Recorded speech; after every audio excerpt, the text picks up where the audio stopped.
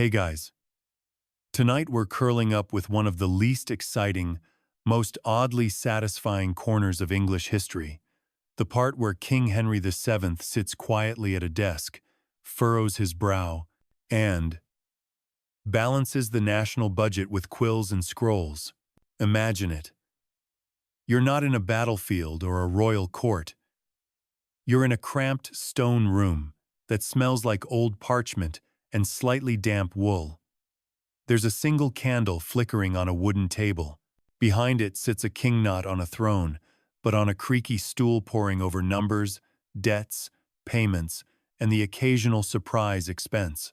You probably won't survive this level of spreadsheet-free accounting.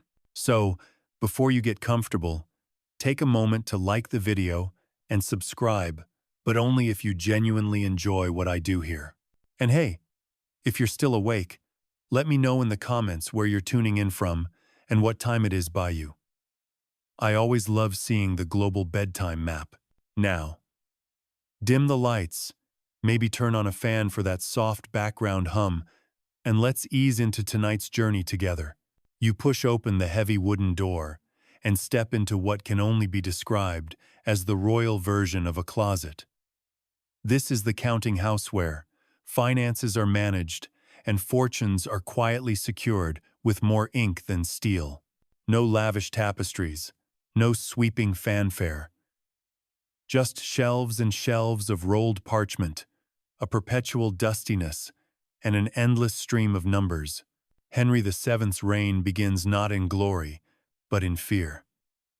He's new to the throne, new to power, and very aware that he sits on it by the narrowest of margins. The Battle of Bosworth Field is behind him barely, but so are decades of civil war. Henry's solution isn't more conquest, it's bookkeeping. You wouldn't expect the first Tudor king to be an introvert with a strong interest in account reconciliation, but here we are.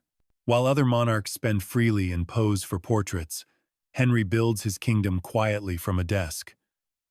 He doesn't simply inherit a realm, he audits it.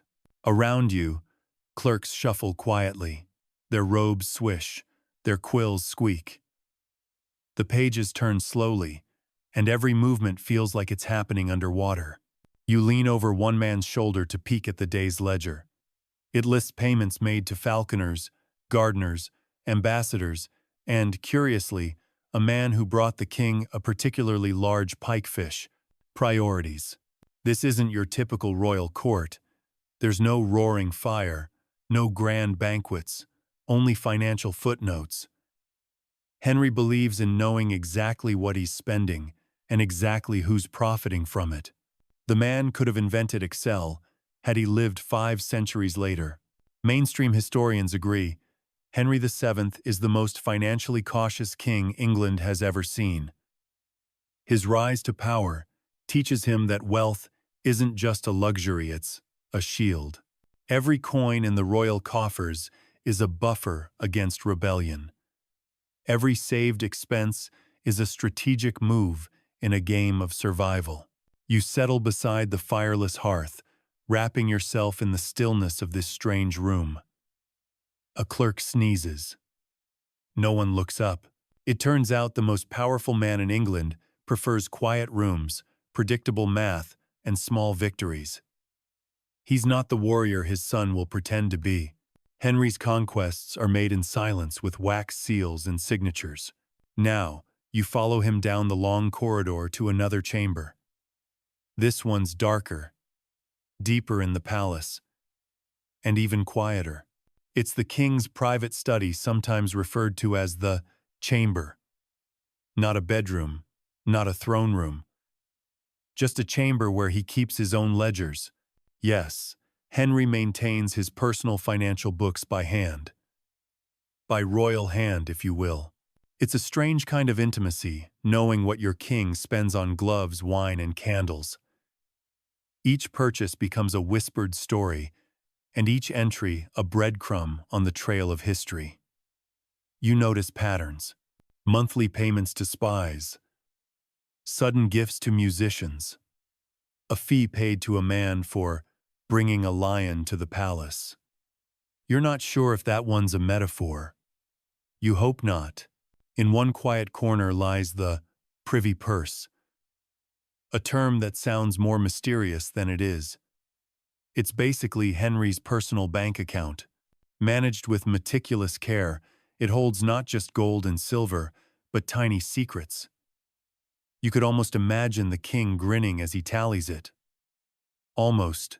Historians still argue whether Henry's obsession with finance was born from trauma or strategy, if perhaps he was simply very, very bored. His early life in exile certainly taught him not to rely on the generosity of others. When you've lived in someone else's castle, eating someone else's food, you come to appreciate what it means to own something, or more accurately, to keep track of every tiny thing you own. The firelight, if there were one, would flicker against the parchment. Instead, the candle burns low, casting your long shadow across a record of payments made to John the Trumpeter and the man who brought the king a hat. It seems Henry paid well, but only for things that made sense to him. Music, hats, spies. Even the king's food budget reflects a sense of restraint, lavish compared to your pantry, sure but tame by royal standards. He doesn't feast for spectacle. He eats to stay alive and under budget. Imagine a monarch so frugal that his feasts were planned around what was already growing in the garden. Welcome to the Tudor era. As you lean back and take in the quiet rhythms of this world, it strikes you. You're falling asleep in the only war room lined with ledgers. This is not a place of shouting, but scribbling, not of conquest, but calculation. Here, Henry is both king and accountant. And you're his sleepy companion in a kingdom ruled by math. You stretch your legs, careful not to knock over the stack of parchment rolls beside you. They're organized, sort of, in the way a squirrel organizes acorns. By instinct, by repetition, and with the occasional misfiled surprise.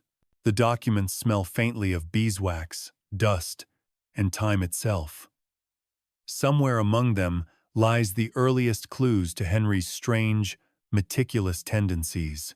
To understand how England ended up with a king who balanced the budget like a paranoid monk, you'll have to walk back a few decades to Wales, to Brittany, to a young boy exiled from the land he was meant to rule. Born in 1457, Henry Tudor doesn't exactly arrive on the English scene with a silver spoon in his mouth. More like a mildly bent pewter one, inherited through a complicated web of Lancaster bloodlines and desperate political marriages. His father, Edmund Tudor, dies before Henry is born. His mother, Margaret Beaufort, is just 13 at the time of his birth. And Henry? He's immediately caught in the rising flood of the Wars of the Rosacea, period in which English politics operates on the general principle of stab first, negotiate never. So, young Henry is whisked away from the drama. He spends much of his youth in exile, mostly in Brittany, under the watchful eye of people who are more interested in keeping him out of trouble than preparing him to rule. But here's where it gets quietly interesting. While the other boys are dreaming of swords and battles, Henry is developing an appreciation for structure, for planning, for the safety of knowing, down to the shilling, what's coming in and what's going out. He watches courts from the sidelines. He sees how money not just armies wins wars. He learns patience, which, let's be honest, is not a common royal virtue. Historians still argue whether Henry's financial fastidiousness came from his Breton exile or from his mother's fiercely devout conservative upbringing. Either way, by the time he reaches adulthood, he's a man shaped more by ledgers than by lances. You follow him now through the quiet halls of Rennes, a flickering candle in hand. He's maybe 15. His Latin is sharp, his posture proper, and he already finds military parades a bit too noisy. Instead of charging into battle dreams, he's studying how supply lines work, how kings pay for wars before they start them, how debt ruins dynasties faster than swords. And then, one foggy day in 1485, the exile ends. Henry lands in Wales with a modest force and a massive gamble. He marches across the countryside, drawing support from Lancastrian loyalists and disgruntled nobles alike. The Battle of Bosworth looms.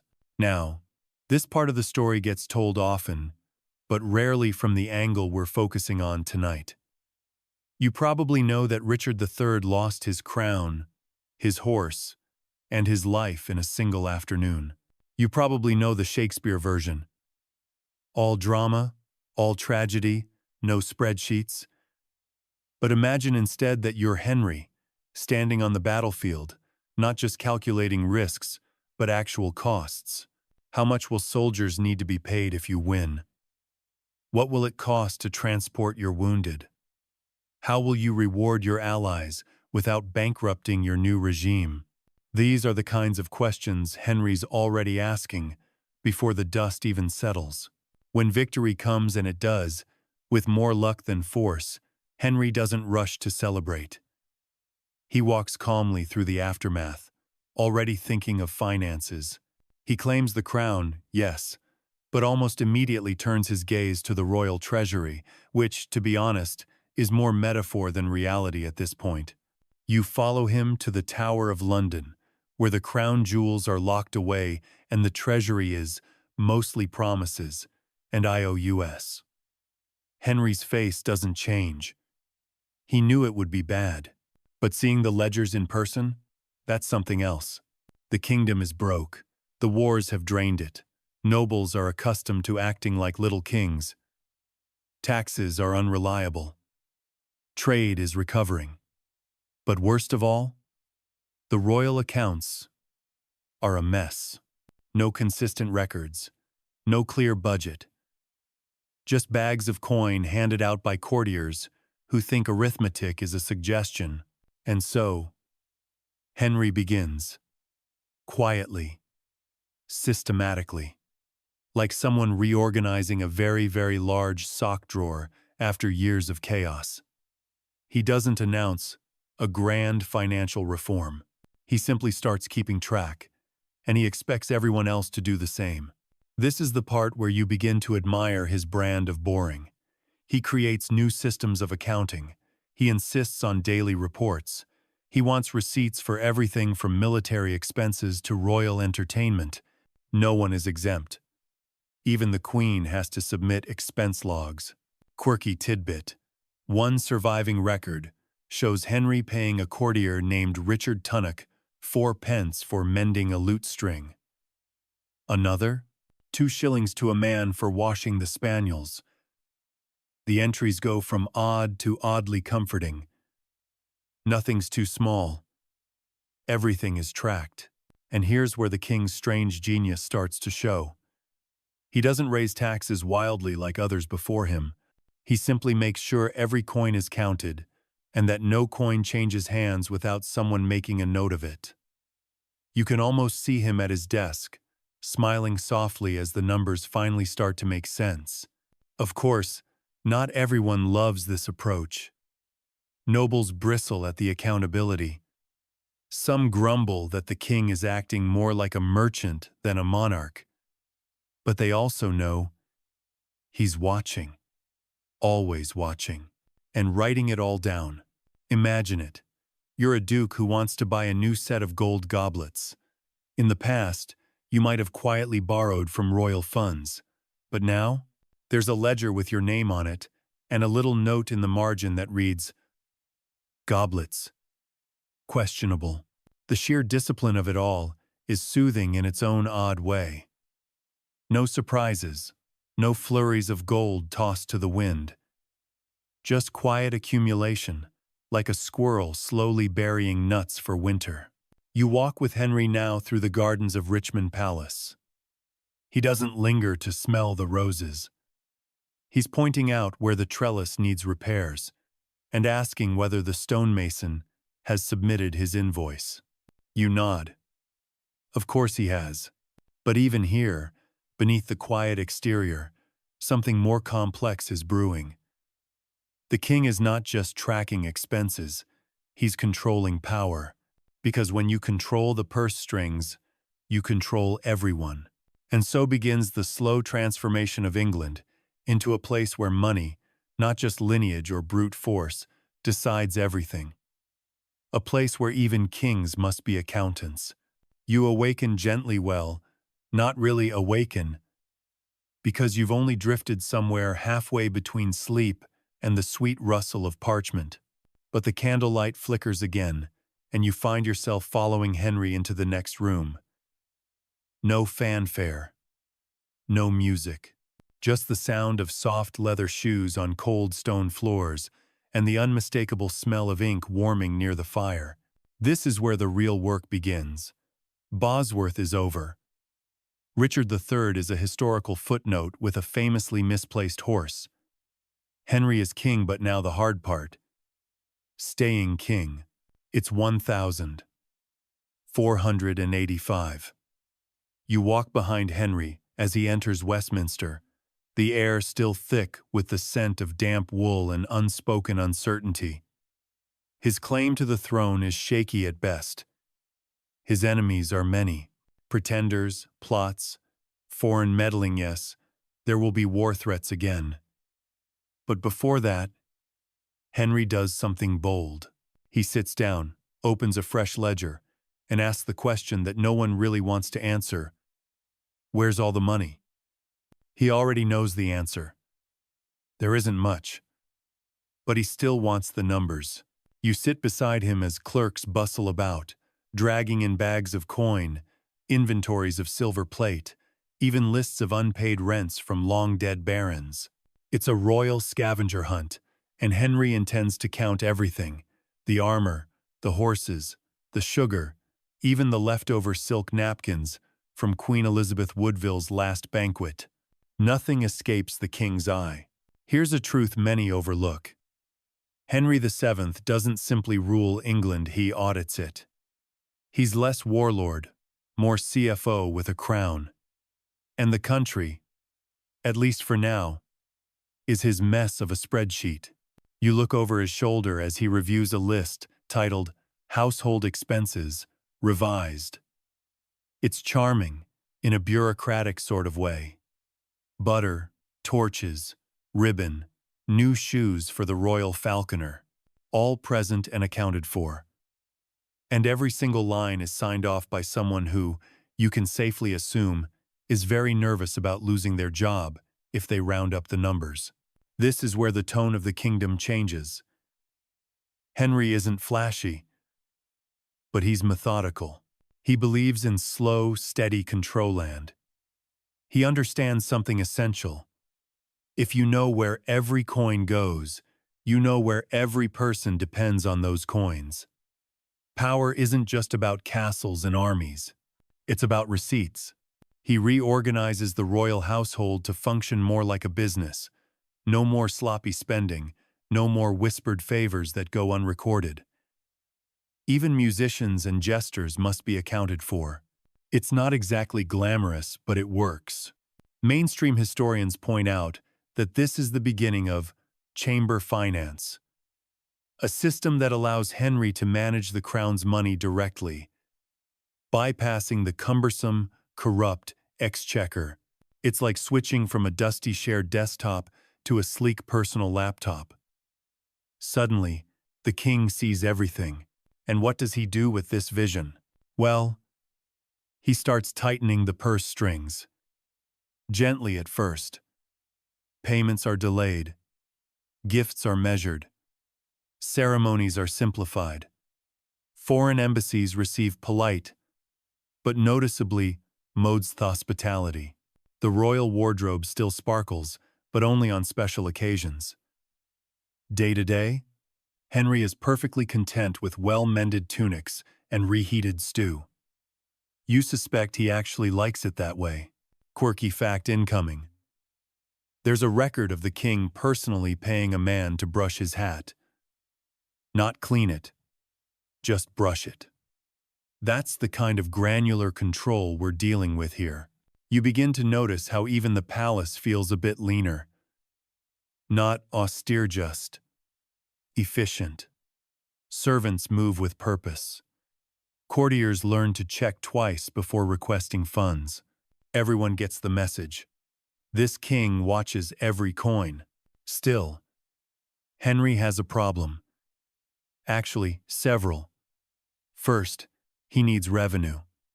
Second, he needs loyalty. And third, he needs to do both without starting another civil war. Not easy. So he tries something clever. He introduces fines. But not the punitive kind you're used to. These are elegant, socially accepted, eyebrow-raising forms of income disguised as civic responsibility. Want to inherit your land? That'll be a relief fine. Want to get married? Another fee. Need the king's permission to hold a local festival? You guessed. It get your purse out. But it's all done with a smile. The crown never demands. It merely requests a contribution in recognition of its gracious consent. And since Henry's not raising taxes in the traditional way, many just go along with it. It's like a royal Patreon tier nobleman gold, if you will. Historians still argue whether these measures were genius or exploitative. Certainly, some say they eroded goodwill. But others point out that Henry never demanded anything he couldn't justify. There was always a ledger, always a paper trail, and if people didn't want to pay, they could always take it up with the courts. The very courts, paid for by the fines. You reach into one of the dusty drawers in the counting house and pull out a pages lightly smudged but readable. It details a payment from a duke who married without Henry's permission. The fee is enormous. Enough to build a small castle or at least re-roof one. The message is clear. Money is power. But more than that, information about money is power. Henry isn't just collecting wealth. He's mapping the kingdom in economic terms. Every bond, every recognizance, every payment tells him who's loyal, who's vulnerable, and who's likely to need a friendly visit from the king's auditors. And through it all, Henry remains quietly persistent. He attends financial briefings more faithfully than court banquets. He prefers ledgers to laurels.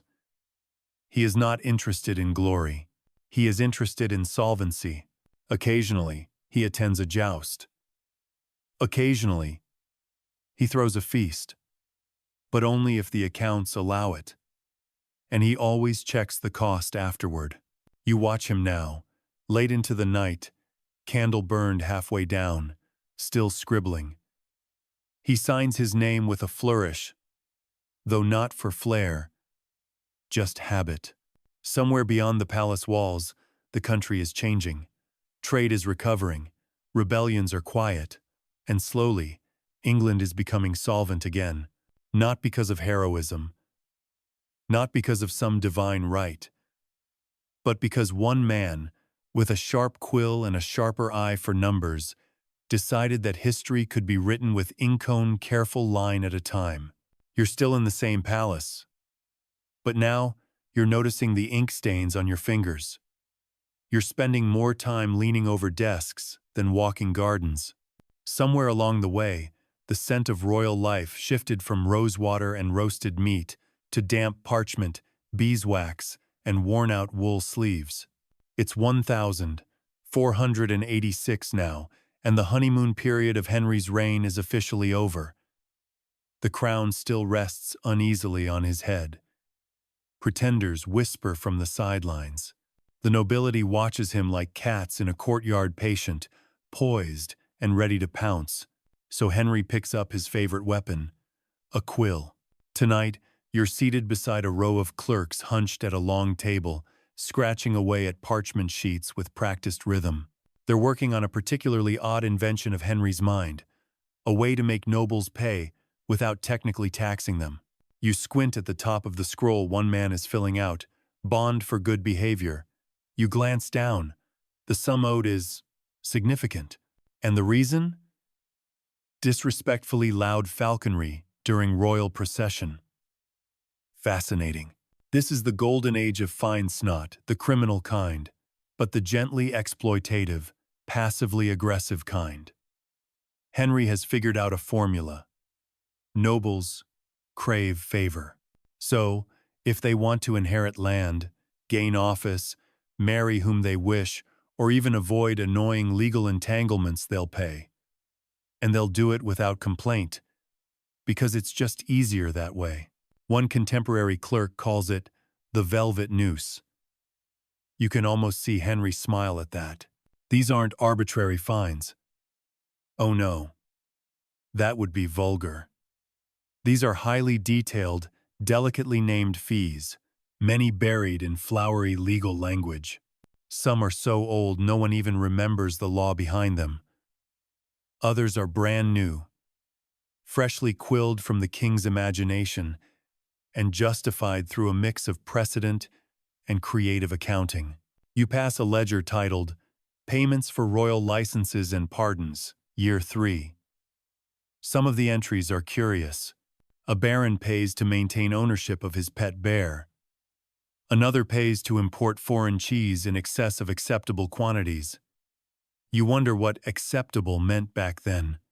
Probably fewer than 4 wheels. Quirky as it sounds, this is no small operation. Henry sets up a machinery of clerks, lawyers, and financial officers to track every coin owed, every deadline, every failure to comply. If you miss a payment, it doesn't mean a warning. It means more fines, with interest. This is how Henry raises revenue without raising taxes. It's a subtle magic trick. He knows full well that open taxation could spark revolt, especially in a kingdom still healing from decades of war. So instead, he invents fees. He nudges. He persuades. He invoices. And it works. Historians still argue whether this technique was brilliant governance or financial entrapment. Some see it as an elegant solution to a difficult problem, others as a long con wrapped in royal silk. What's clear is that no monarch before him had the audacity to codify petty penalties as royal policy. You reach over and leaf through the accounts of Sir Richard Empson and Edmund Dudley Henry's top enforcers of these financial mechanisms. Their names will go down in history as symbols of royal greed, but here and now, they're just men with good handwriting and very sharp instincts.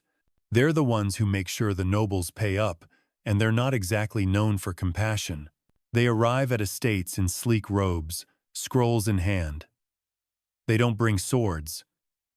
They bring calculations. And the effect is much the same. You accompany them on one of their quiet visits. A minor earl has failed to pay a recognizancia, sort of promise fee on time. Empson doesn't yell. He smiles, hands the man a revised bill, and reminds him politely that the crown now owns a portion of his grain harvest until the matter is settled. The earl pays before breakfast. You step back into Henry's chamber, where he's sitting with the day's ledger. He reviews a payment for new goblets in the Queen's chambers, then flips to a page recording a fine paid by a noble who tried to marry without royal consent. The fine, coincidentally, is slightly more than the cost of the goblets. This balancing act isn't random. It's Henry's entire system. For every outflow, he creates an inflow. For every expense, a corresponding income, even if it has to be invented. His court becomes a kind of slow-motion dance between spending and recouping. Even his generosity is budgeted. He gives rewards for loyalty, but they're rarely in cash. More often, it's land with strings attached, a favor tied to a bond. You might receive a royal thank you today, and a bill tomorrow. It becomes a kind of national temperament. Nobles begin to second-guess every decision. They avoid extravagance, not out of morality, but because they fear the ledger. And that's exactly how Henry wants it. You pause by the firelight, examining a small chest marked Special Fees. Anno 1490. Inside, payment slips for hunting licenses, foreign correspondence permissions, even one unusually large sum for the right to build a fountain with sculpture. You don't dare ask what the sculpture was. Even the royal wardrobe isn't immune to Henry's frugality. While other monarchs commission endless silks and gold-threaded tunics, Henry orders durable fabrics and demands receipts from his tailors. He wears his robes until they fray. His shoes are resold.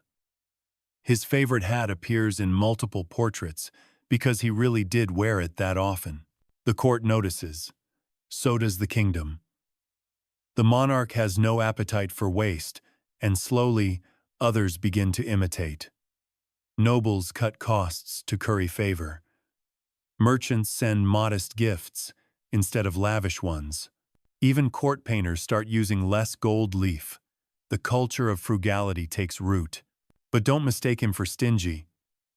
He'll still spend lavishly. At times, but only when it serves a purpose. A wedding to secure an alliance.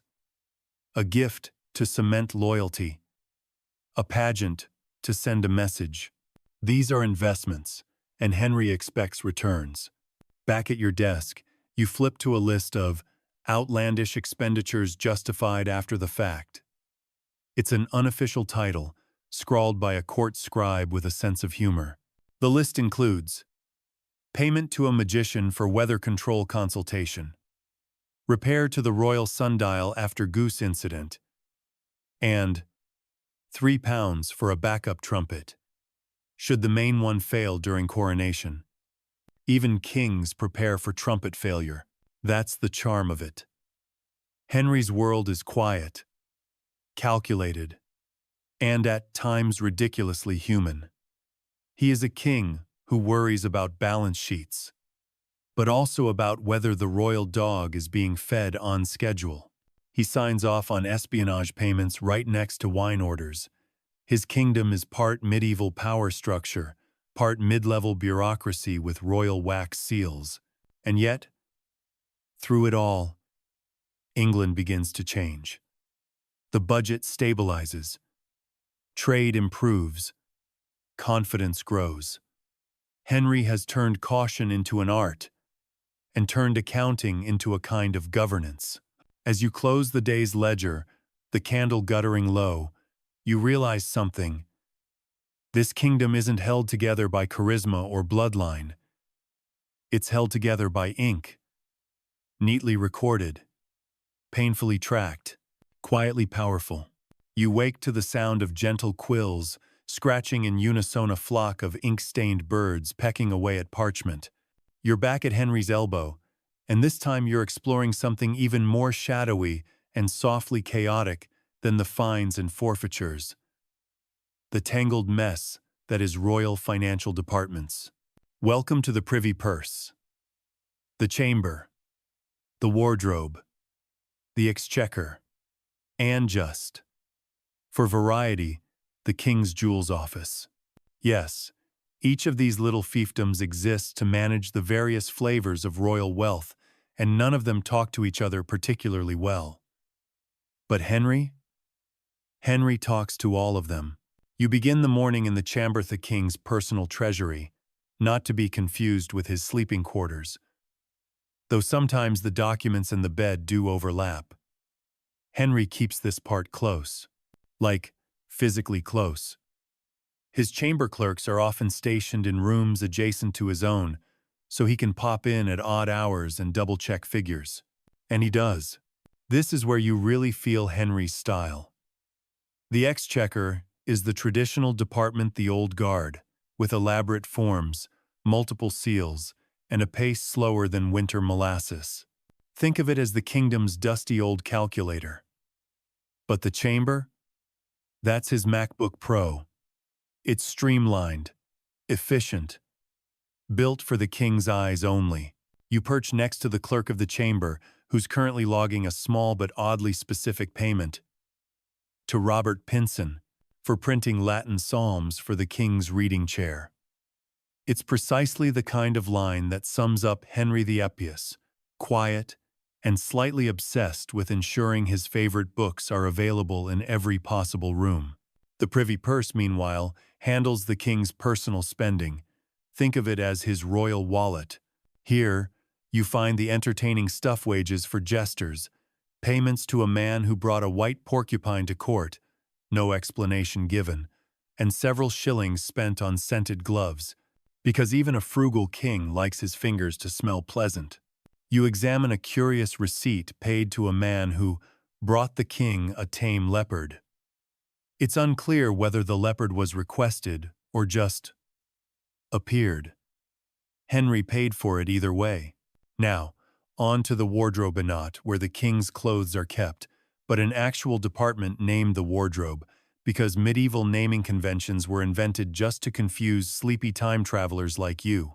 This office manages provisions for the court, from bedding to torches to the procurement of tapestries. It also handles gifts. Lots of them. Most of the records read like shopping lists for a particularly tasteful Halloween party. 1 bolt of crimson velvet, 2 carved combs, 7 wax figures of saints. You pause at an entry. For the mending of a puppet used in the Queen's Christmas revels. The line between financial history and whimsical dreamscape is almost non-existent now. Mainstream historians note that under Henry, these departments stop functioning as silos and begin, at last, to coordinate. Not perfectly, but better than ever before. Henry consolidates what he can, appoints loyal, and loyal means timidly obedient, clerks, and keeps the most sensitive funds under his own supervision. He prefers the chamber system because it cuts out delays. The exchequer requires a forest of paperwork, a procession of signatures, and the approval of officials who like to stall just to feel important. But the chamber? If the king says, "Pay that man for the lion taming," it gets paid, no fuss, and he reviews the accounts himself, regularly. This level of micromanagement might seem exhausting, but for Henry, it's insurance. When you've spent your youth being someone else's guest, waiting on someone else's coin, the ability to approve your own leopard expenses must feel like a dream. You leaf through a chamber book dated 1492. It's slim, efficient, and weirdly cozy. Payments to bakers, to silk merchants, to a woman who sold the king a single rose bush. There's something so tender about it all. The machinery of monarchy, distilled into human transactions. Historians still argue whether this was Henry's attempt to create an empire of order, or simply his way of coping with a chaotic past. What's clear is this: no previous king ever involved himself this deeply in the administrative bloodstream of the kingdom. Even the payroll for castle repairs crosses his desk. You're with him one cold evening in Windsor, as he debates out loud whether the West Tower staircase really needs new flagstones. He's not being petty. He's being Henry. He knows that pounds spent on stone are pounds not spent on spies, or bribes, or leopards. The man has priorities. You take a break in the Queen's side chamber, where her own household budget sits neatly in a locked box. Unlike other consorts before her, Elizabeth of York is not given free rein with her spending. Henry reviews the accounts. Always. She, in turn, has learned to make notes in the margins. These gloves were on sale. She scribbles in one. You. Smile. Even queens clip coupons, apparently. Back in the financial wing of the palace, the clerks now move in efficient loops. They know the king may walk in at any moment, asking what the extra wine was for, and why the lantern oil budget suddenly spiked. The clerk responsible for that mistake now carries his scrolls everywhere, including the bath. And then there's the jewels office, a deceptively glamorous-sounding department that's actually a vault ledger service. Here, you find lists of every ring, brooch, and decorative plate in the kingdom's official collection. Each item logged, weighed, valued, and if needed, pawned. Yes, pawned. Even kings run tight on liquidity sometimes, and Henry is not above temporarily surrendering a diamond for the right price. You notice an amusing entry. One garnet, encrusted belt buckle, misplaced during a falconry display. You're not told whether it was recovered, or whether the falcon flew off wearing it. This patchwork of departments' privy purse, wardrobe, chamber, exchequer, jewels officice, Henry's kingdom in microcosm, a web of accounts, funds, permissions, and ledgers. Each moving part serves one goal: stability. It's not efficient in the modern sense, but it works. And in an era where war could erupt over a cousin's bad haircut, stability is priceless. As you walk the final corridor for the night, the fire in the sconce burns low. A final ledger sits open. It shows petty payments for kitchen firewood and lute string replacements. Nothing dramatic, nothing grand, just the soft, unglamorous work of keeping a kingdom humming.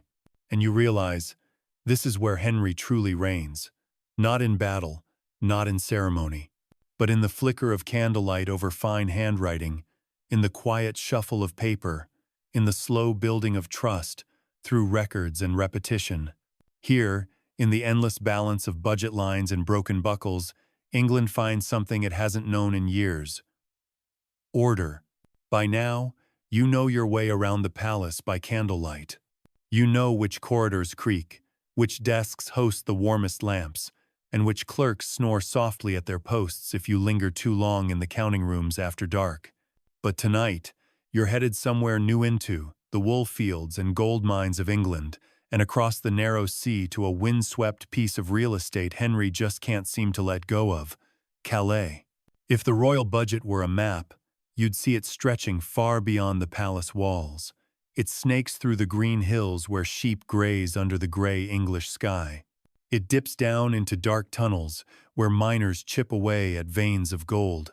And then it jumps across the channel to France, where an outpost clings to the edge of English sovereignty and to a very expensive maintenance bill.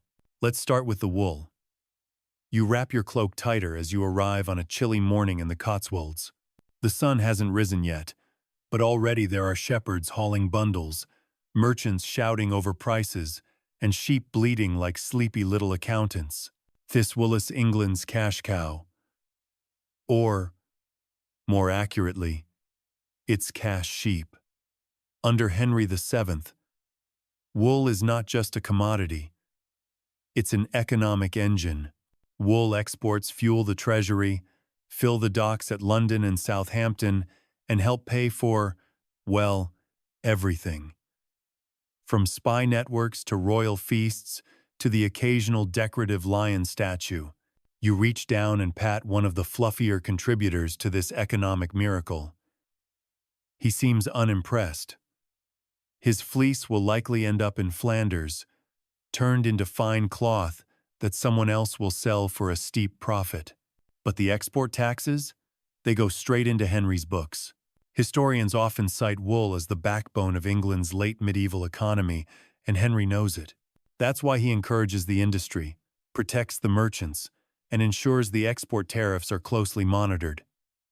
He doesn't micromanage shepherds, but you can bet he knows the numbers. Then there's the gold. Yes, England has gold mines. Not many, not massive, but enough that Henry takes an interest. You join a small party winding up into the hills of Devon, where veins of gold run deep and narrow. The miners, sturdy and silent, chip away with pickaxes. The process is slow, but the payoff literally glimmers in the firelight. Quirky tidbit. One document records Henry ordering detailed reports on mining productivity. The tone is a little too eager.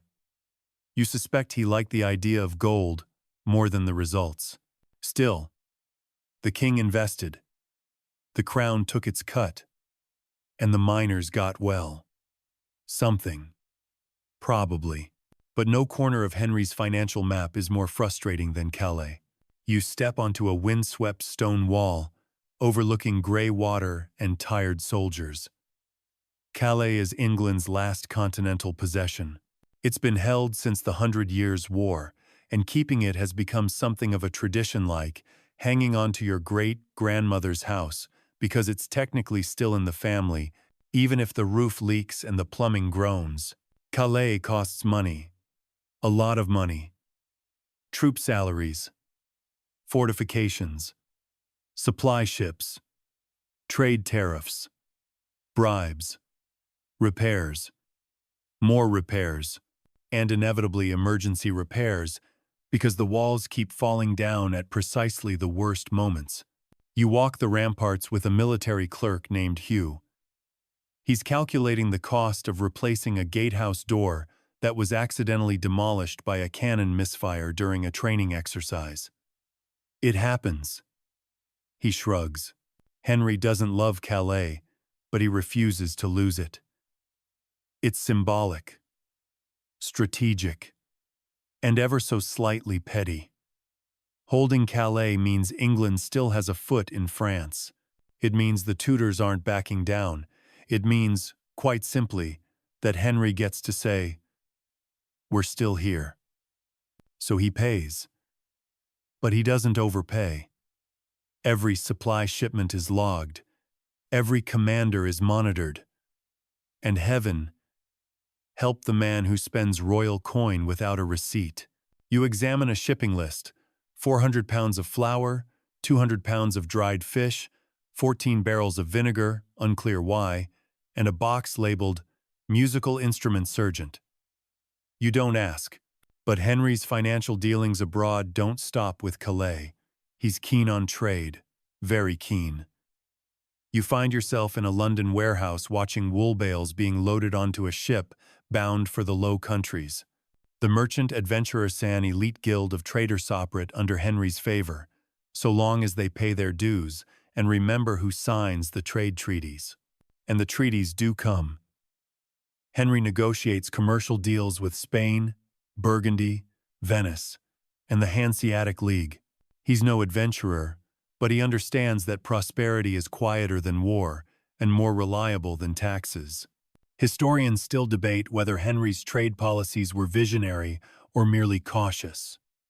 Some claim he was simply cleaning up what previous monarchs had ruined. Others believe he laid the groundwork for England's future as a global trading power. Either way, the treaties bring stability and revenue.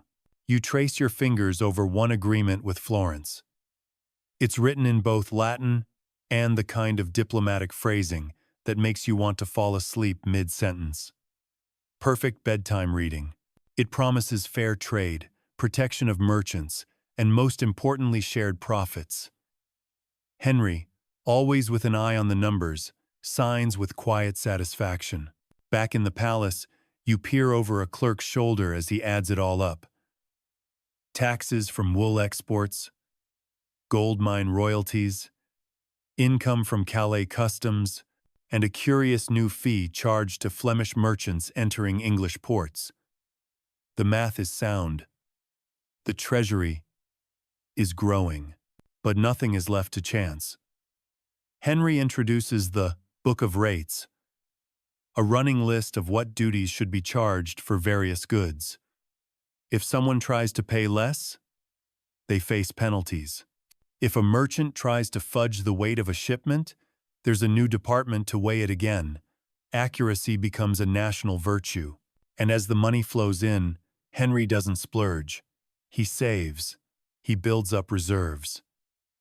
Not because he's greedy, but because he's wary. He knows a rainy day is coming, maybe a storm, and when it arrives, he wants England to be ready. The quiet miracle of it all is that while other kingdoms strain under debts and bloated courts, Henry's England begins to look solvent, humble, sure, slightly frugal, but secure. You lean back against a stack of export tariffs from 1496. They're surprisingly organized. A clerk hands you a warm cup of something vaguely resembling cider and says, "We're getting better at this, aren't we?" And you have to agree. The kingdom, once bleeding gold through war and waste, is slowly turning a profit. Not because of conquest, not because of charisma, but because Henry VII understood the value of sheep, of ships, and VII of Calais. It's a quiet morning in the royal accounting room, quiet enough to hear the quill scratch of a single clerk who's early to work and already mumbling to himself about misaligned column headings. You're curled into a corner near the fireplace with a blanket and a biscuit you borrowed from the kitchen. The fire crackles softly, and today's entry in the Royal Finance Diary is about one of Henry's trickiest balancing acts of all: how to tax his people without making them very, very angry. Taxation in late 15th century England is less about formal policy and more about political tightrope walking. The kingdom is tired. Decades of war, rebellion, and general noble nonsense have drained not just the treasury, but also the public's patience. And Henry? Henry is many things, but risk-taker isn't one of them. He wants money. He needs money. But what he absolutely does not want is rebellion. So he begins, as usual, quietly. You follow him into council chambers, where advisors debate the merits of new levies. Henry doesn't yell. He doesn't even interrupt. He just listens, then politely asks, "And how will the North react?" That's his style, soft-voiced, eyebrow slightly raised, with the implied threat of consequences left deliciously unspoken. Mainstream historians often refer to Henry's approach as fiscal caution laced with bureaucratic brilliance. He doesn't raise national taxes dramatically.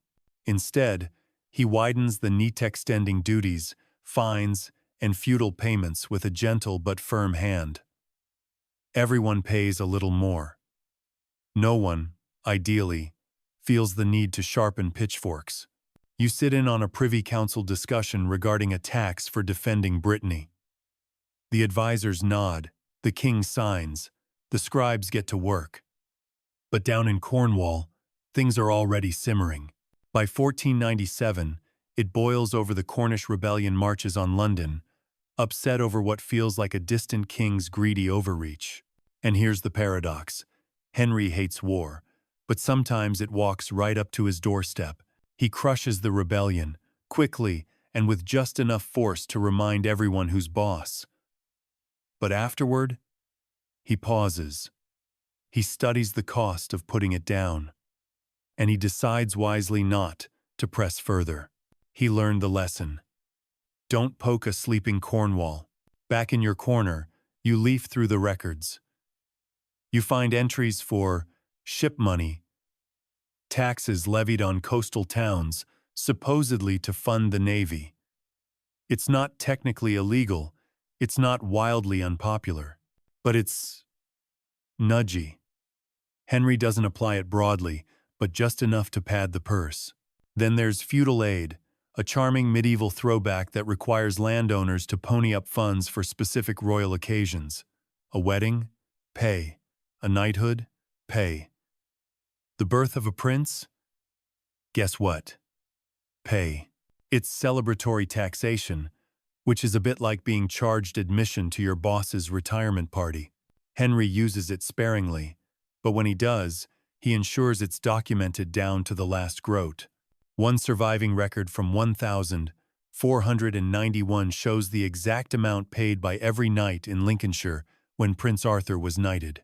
Some even added side notes like "paid cheerfully" or "with much grumbling." Clerks, apparently, enjoy editorializing. Quirky tidbit.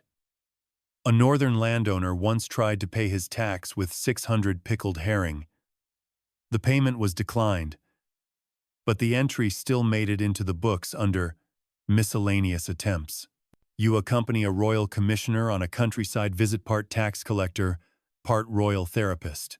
He listens to complaints, nods sympathetically, and then reminds the villagers that failure to pay could result in court proceedings, confiscated cows, or, worse, a royal letter written in terrifyingly formal language.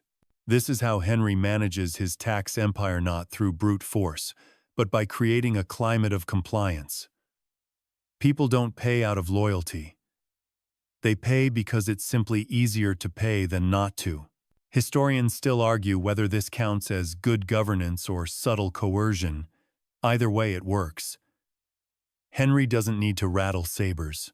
He just needs to keep the mechanisms running and make sure they look scarier than they are. There's another tool in his tax toolkit: the benevolence. A euphemism, if there ever was one. In theory, it's a voluntary gift to the crown. In practice, it's a strongly worded suggestion: you don't have to give. But you might find your legal matters move a little faster if you do. Your roads get repaired sooner. Your cousin's arrest is postponed. Benevolences make their way into the chamber books. One merchant from Bristol is recorded as giving £40 with humble thanks. There's a small ink smudge where the scribe may have chuckled while writing it. Henry also knows when not to tax. After natural disasters, he issues remissions.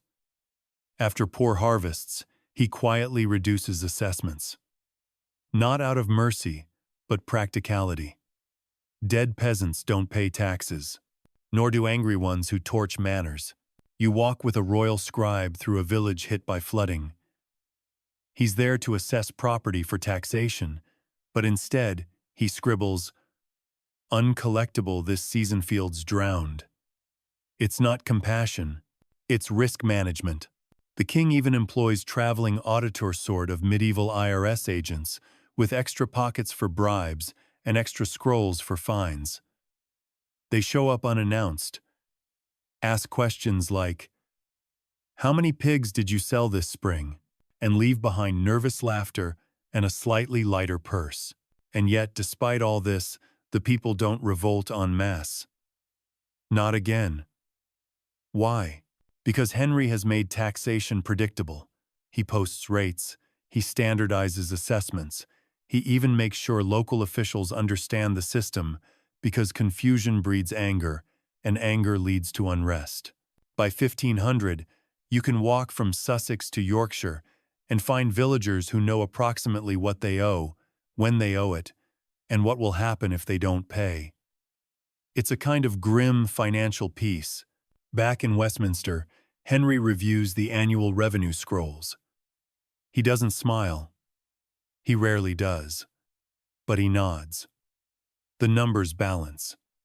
The rebellions are quiet. The court is funded. And somewhere, a clerk is being paid 2 shillings for counting the sheep that funded it all. You glance at the final entry for the day. Payment made to the town of Ludlow in lieu of tax, as a gesture of goodwill following fire. It's one of the few times the crown sends money outward without expecting more in return. A rare indulgence. And perhaps you think, that's the heart of Henry's rule. Not generosity, not tyranny, but balance.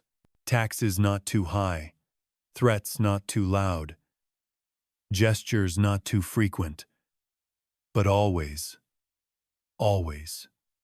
tracked. You tuck yourself back into your corner, warm beneath your blanket of wool, and drift off again to the comforting sounds of math. In Henry's England, even your dreams get taxed.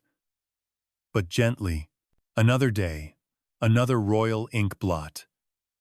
You wake to the gentle creak of wooden benches and the soft patter of slippered feet on cold stone. You're in the scriptorium today, a place where light streams through thin leaded windows, illuminating row upon row of clerks hunched over pages, dipping quills into wells and muttering to themselves about margins. This is the heart of Henry's financial engine.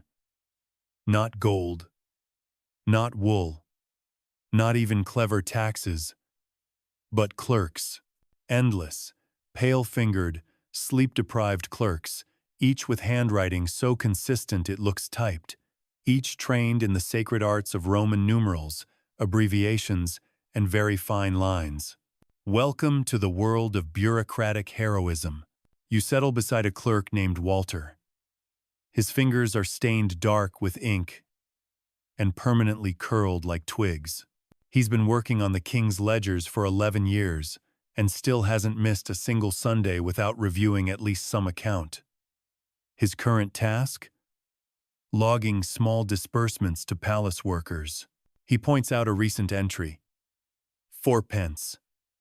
To the scullion, who polished the lanterns in the Queen's outer chamber. You nod solemnly. Lanterns matter. Walter takes pride in neat columns. He takes pride in precise calligraphy. He takes pride in the satisfying snap of parchment when he rolls a completed page and ties it with red thread. And Henry? Henry loves Walter. The chamber books and privy purse rolls are the king's prized possessions, not because they contain riches, but because they reflect order. And it's Walter and his brothers in Quill who deliver that order, line by line. Mainstream historians agree.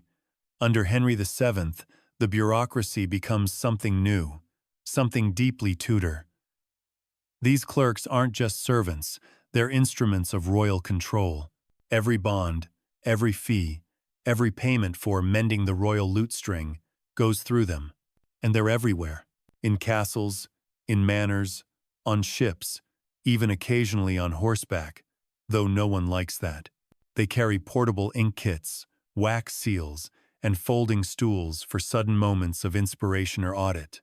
You stroll into the accounting room at Westminster, where a large black-bound volume is being ceremoniously updated. The clerk responsible has a trembling hand knot from fear. But because this book contains Henry's personal expenses, reviewed by the king himself, it's like writing your diary while your boss reads over your shoulder. The entries range from the practical to the deeply peculiar. Payment for leather gloves, stitched with gold. Fee for the musician who played after supper, though poorly. 2 shillings for a new perch for the owl. You raise your eyebrow. No owl was ever mentioned before. Probably a gift. You follow another clerk to the archive room. It's silent here, but not dead. The walls breathe with parchment, bundles upon bundles, some dated, some not. Some tied with ribbons so faded you can't tell if they were ever colored. This is where failed rebellions live on as footnotes, where ambitious petitions went unanswered, and where Henry's personality unfolds in ledgers like an origami swan made of bureaucracy. One scroll catches your eye. An accounting of candles consumed during Lent. Anno 1494. You think, surely, this is excessive, but the note attached reads, His Grace desires a precise sum, not an estimate. Of course he does. Quirky tidbit. Henry personally reviewed monthly ink expenses. One clerk was famously dismissed for using too generous a flourish in writing the word sovereign. Another was quietly promoted for handwriting so small that it saved money on parchment. This is the culture. Not splashy, not bloody, but deeply, profoundly efficient. You watch clerks rotate shifts like clockwork. Morning scribes, afternoon auditors, evening summarizers, all moving with the hushed reverence of monks except they're worshipping financial stability. And the system expands. Under Henry, literacy rises in government circles. Training intensifies. Clerks are expected to understand basic arithmetic, Latin, and how to read someone's social standing from their shoes. They aren't just copyists anymore, they're analysts. Trusted, promoted, feared. One historian jokes that Henry built a surveillance state using only quills and candlelight. They're not wrong. The chamber system was intimate, immediate, and unforgiving. It didn't just record transactions, it watched them. And everyone knew it. You walk past a clerk, correcting a mistake with a tiny blade, scraping the ink off carefully and blowing on the page like it's sacred scripture. He glances up. The king reads this, he whispers. That's all the motivation he needs. You peek into the smaller side room, the place where recognizances are recorded. Each scroll details a noble's financial promise to behave, to remain loyal, or to pay up if they step out of line. One entry reads, "The Earl of Northumberland to pay £10,000 should he ever raise arms against the crown." And beneath it, in tiny script, "Payment pending."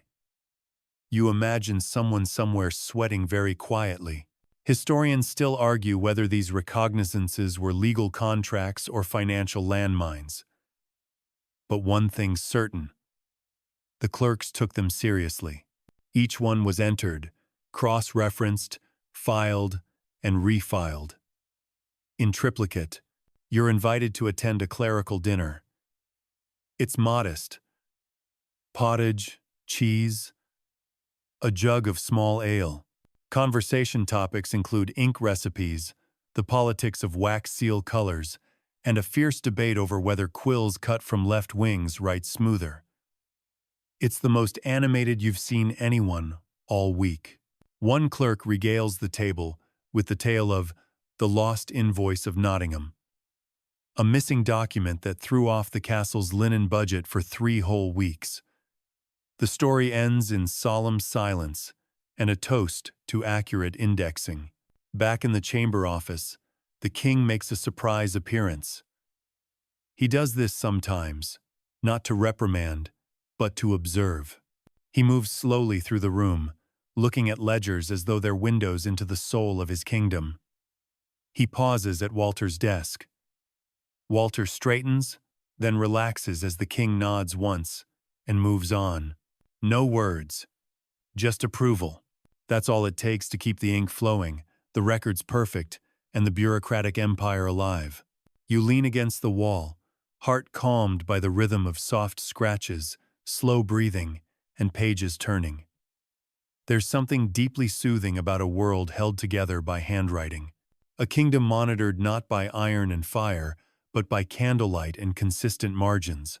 As night falls, the clerks roll up their scrolls, tie them with ribbons, and set their quills to rest. The day's financial lifeblood has been recorded, and with it, another quiet victory for stability. You've been shadowing scribes and following finance trails for days now.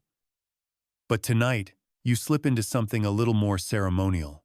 Not a velvet robe, those cost too much, but metaphorically speaking, you're entering a different chamber of Henry's court. One filled with music, marriage, and magnificent dowries. Because here's the thing. In Henry VII's world, love is a budget line. Marriage is strategy. And children? Well, they're assets. Welcome to the royal marriage market, where kings and queens don't just walk down the aisle, they negotiate treaties while doing it.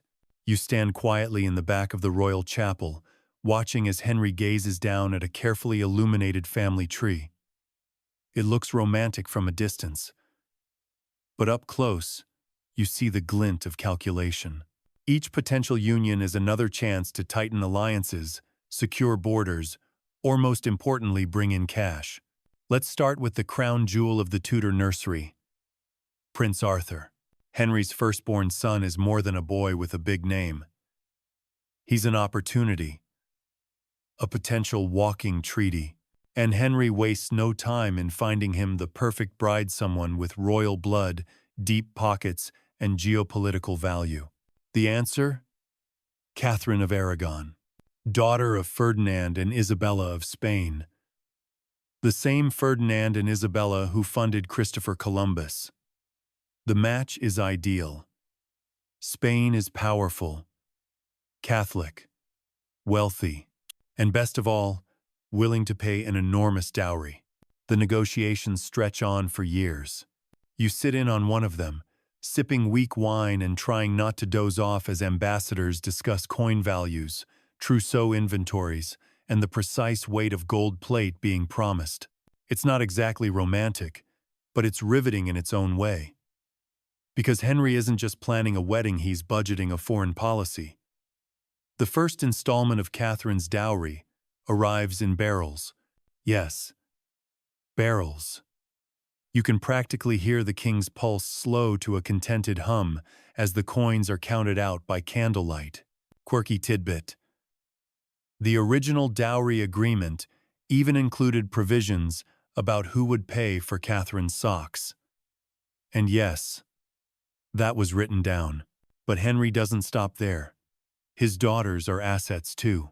Princess Margaret, the elder, is married off to James IV of Scotland. It's a bold, slightly risky move, Scotland being both neighbor and occasional nuisance. But it works.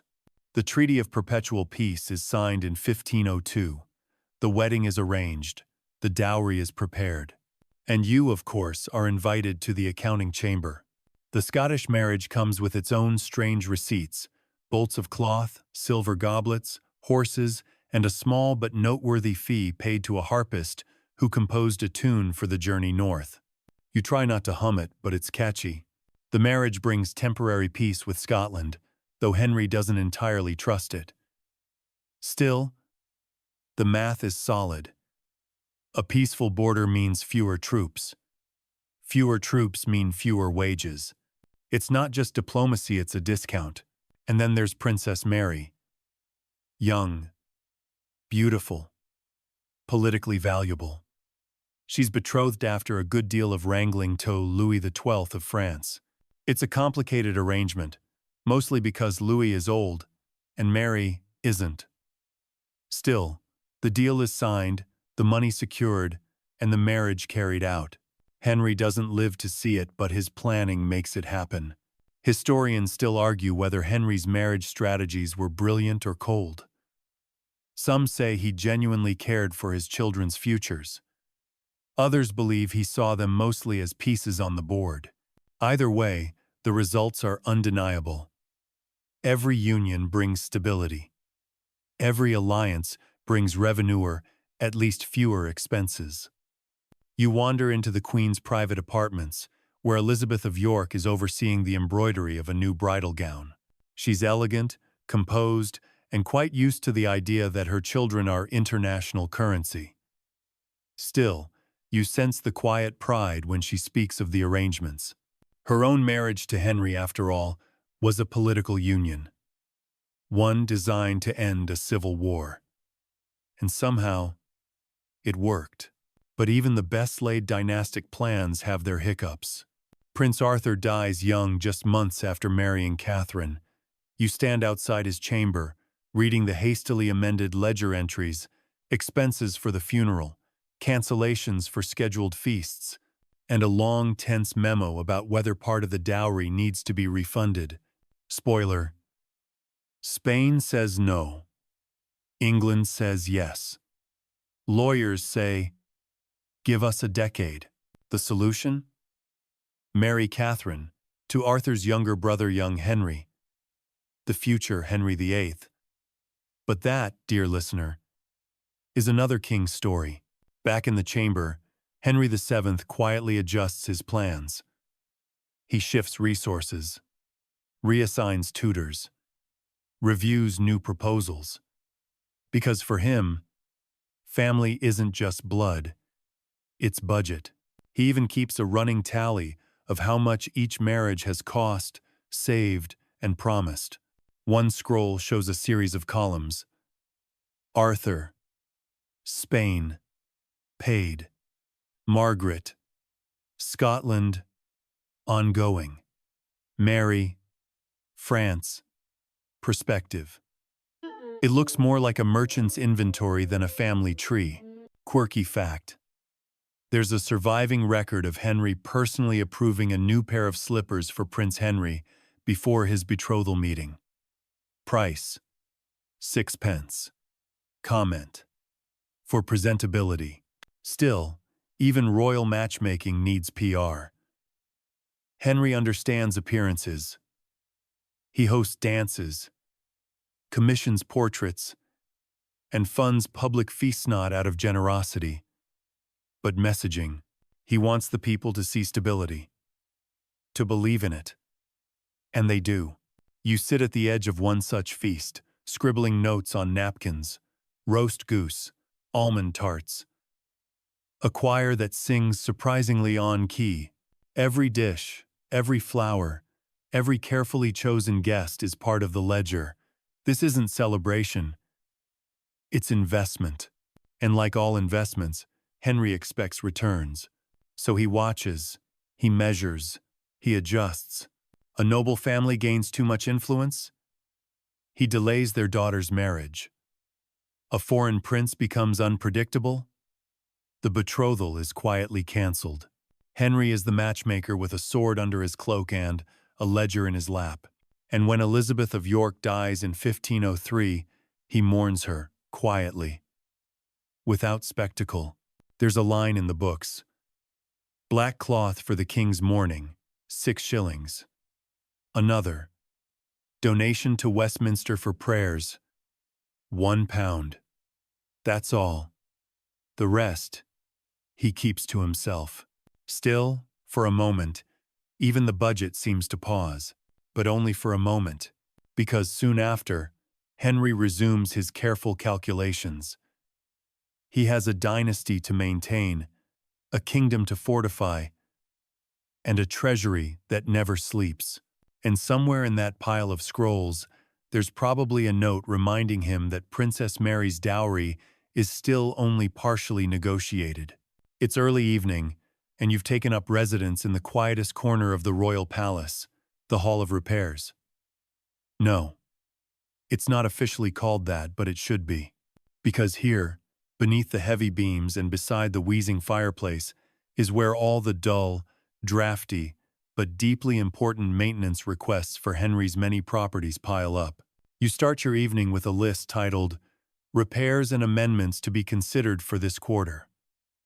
That spelling isn't a mistake, it's just how they wrote things back then. You squint through the candlelight at the first entry. Leak in ceiling of Royal Chapel at Windsor. Observed dripping upon Archbishop. Charming. And so begins your tour of Tudor homeownership. Because tonight, you're not in the world of alliances or warfare. You're in the world of dripping ceilings, cracked windows, and Henry VII's endless frustration with drafts. Unlike his son, who will later build palaces for fun and demolish them just to build new ones, Henry prefers to maintain what already exists. Palaces, castles, manors, they're all tools to him. Expensive tools that need constant care, lest they crumble under the weight of neglect and rainwater. You start at Westminster Palace. The walls are tall, imposing, but the plaster is peeling in places. Workers are unloading barrels of lime, stone, and nails. A foreman is muttering about roof tiles slipping again. Henry walks past them all, asking a simple question. How much will this cost? He never stops asking it. Mainstream historians often gloss over this part of his rule. The paint, the beams, the endless carpentry. But in truth, Henry's attention to buildings reflects the same mindset that governs his ledger books. Fix before you rebuild. You pass a clerk holding a scroll titled Timber Supplies for Royal Lodgings. It's surprisingly long. Turns out, there's a royal forest just for building repairs. Henry established it early in his reign because why buy wood when you can grow it? You walk with the clerk down a list of needed repairs at Greenwich. There's a wall that leans suspiciously toward the Thames, a garden fence trampled by deer, and an oven door that just refuses to close. It makes the bread angry.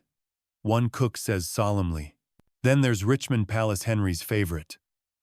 Quiet. Tucked away, modest by royal standards. But even it is prone to maintenance. You watch as a mason taps at loose stones with a rhythm that sounds like a lullaby. Henry visits weekly. He checks the windows for drafts with a kind of obsession that would make a modern HVAC inspector weep with pride. Quirky tidbit. One record details Henry personally requesting an extra thick woolen drape for his bedchamber to prevent the wind's whistle. Apparently, even kings need white noise blockers. What's remarkable isn't that buildings needed repair, it's that Henry kept track of every fix. There are scrolls devoted solely to gutter repairs, floorboard replacements, and no-joke squirrel proofing. One of the outer towers of Windsor, after an especially bold family of rodents moved in. Each project is logged, estimated, approved, and followed up. Receipts are stamped, payments scheduled. And if a builder charges too much, Henry remembers. Always. You glance through the materials book, a bulky volume listing everything from nails to pitch to decorative hinges for a guest privy. It's absurdly detailed, so much so that one poor scribe apparently developed a chronic cramp in his writing hand and had to be reassigned to measuring bricks. And speaking of bricks, Henry is very particular about them. He prefers local ones. Better for the budget, he murmurs. You watch him consult with a brickmaker about the cost of transporting supplies from Surrey versus Kent. They argue for 20 minutes about clay quality. Henry wins. Of course he does. Historians still argue whether Henry's micromanagement of property upkeep was a sign of prudence or paranoia. But there's no denying the effect. His palaces last. Many of the buildings he touched remain standing today. Quiet testaments to a king who cared deeply about caulking. Even royal furniture isn't exempt. One ledger shows payments made to a carpenter named Thomas Joyner, who was summoned to remedy the unstable condition of His Majesty's dining bench. It wobbled. The king hated it. It was fixed. Then there's the famous mirror incident at Eltham Palace, in which a large looking-glass cracked during a frost. The repair bill was enormous, but Henry reviewed it line by line, demanded a reduction, and personally requested that future mirrors be stored beside warm bricks in winter. You suspect that's not in any modern DIY book. You join a royal inspection party to the kitchens. There's a problem with the smoke flue. Too much soot, not enough draw. The cooks are angry. The food tastes funny. Henry arrives, pokes his head into the chimney, and declares, "Get the mason. And the pot. Scraper." No one questions him. Quirky fact. Henry once approved a bonus for a carpenter who successfully weatherproofed a servant's staircase and managed to do it without asking for extra nails. Efficiency like that doesn't go unrewarded in this court. As you pass through the chapel again, you hear singing. Not of prayer, but of hammers, striking rhythmically on scaffolding. Above your head, a worker dangles dangerously close to a fragile gargoyle. Below, a clerk is taking notes. Always taking notes. The budget for repairs is not limitless, but Henry keeps it flexible.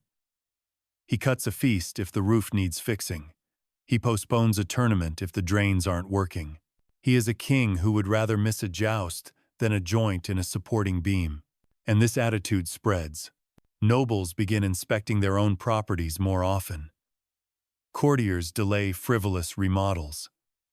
Even the Queen's ladies are rumored to have their own mini-ledger for tracking wardrobe mending expenses. It's not just about saving money, it's about preserving power. A crumbling palace suggests a crumbling reign. Henry won't allow it. Every window repaired is a promise. Every tile replaced is proof that he's paying attention. And he always is. You end the evening beneath a heavy wool blanket in a guest chamber recently re-insulated per His Grace's command. The walls are solid, the wind doesn't whistle, and the candle by your bed flickers just right. Everything is in its place, everything accounted for. And for once, nothing leaks. You awaken beneath a warm Tudor quilt, the one woven from wool paid for with customs fees and hemmed, most likely, by a woman who submitted her invoice on time. A scribe knocks once on your chamber door not to hurry you, but to offer a fresh parchment and a pot of ink. Today, you're following the story of a small but mighty object. The coin, or rather, coins. and more importantly, how they shrink, stretch, vanish, and multiply across Henry's careful, calloused fingers. Welcome to the world of minting, clipping, counterfeiting, and yes, the curious shrinking penny. You begin your morning at the Royal Mint, tucked inside the walls of the Tower of London. The walls are cold, the air metallic, and the sound of hammer on coin rings through your chest like a heartbeat. Every blow of a die stamps the king's face into precious metal silver, mostly, and gold for special occasions. But by the time Henry comes to power, the coinage is in shambles. You pick one up, a bent, feather-light silver penny. It's been clipped so many times, it looks like a dinner mint. The previous decades of war meant few people worried about the integrity of money. They worried about survival. Coins were hoarded, clipped, melted down. And as for Henry, he's inherited a system that's about as solid as a gingerbread wall in a thunderstorm. First, a quick history detour. Clipping is the practice of shaving off small bits of silver or gold from the edges of coinstony, barely noticeable flakes that eventually added up. People did it with shears, with files, with teeth if they were desperate. And since coins were valued by weight as much as by design, this was theft, but also something of a national pastime. Henry loathes it, not because he's sentimental about coins, but because clipped coins undermine trust. And Henry's entire reign is built on slowly rebuilding the public's faith in the monarchy, in the economy, and in the realm itself. So, what does he do? He reforms the mint. You follow him through the tall iron gates of the tower. The air is thick with charcoal smoke and the smell of hot metal. He inspects coin blank discs of silver before they're stamped. He runs his finger along the edge. Too thin, he murmurs. Mainstream historians agree. Henry VII introduces a wave of monetary reforms designed to restore quality. He improves the designs, makes them harder to forge, and crucially introduces edge inscriptions on some coins to deter clipping. If you shave the coin, the writing disappears. It's genius. And quietly threatening. You inspect a sovereign, a large gold coin introduced during Henry's reign. It's heavy, ornate, and nearly the size of a biscuit. It shows the king seated on a throne, scepter in hand, looking vaguely like he knows how much it cost to mint this very piece of gold. Because he does.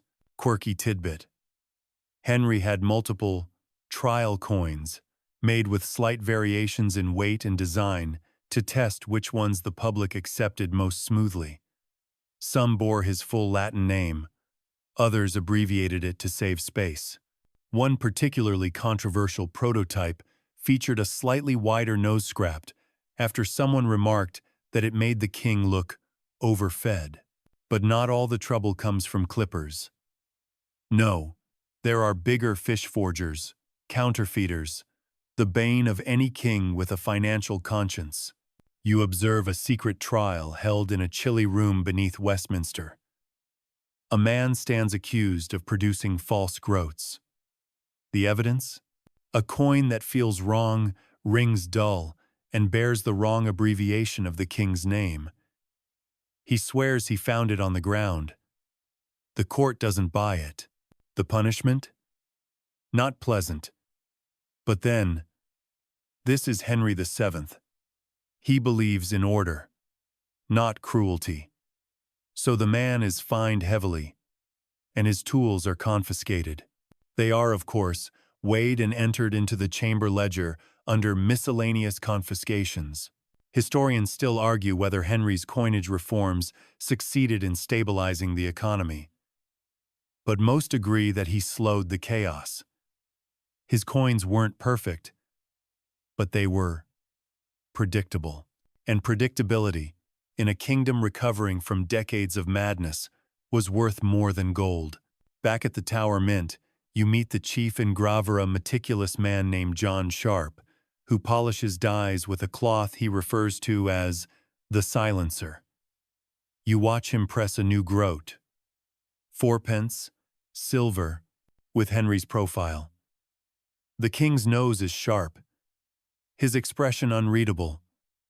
You wonder how many people will trade hands, goods, and stories using this tiny stamped circle. And then there's debasement. It hasn't happened yet, not fully, but Henry is aware of the danger.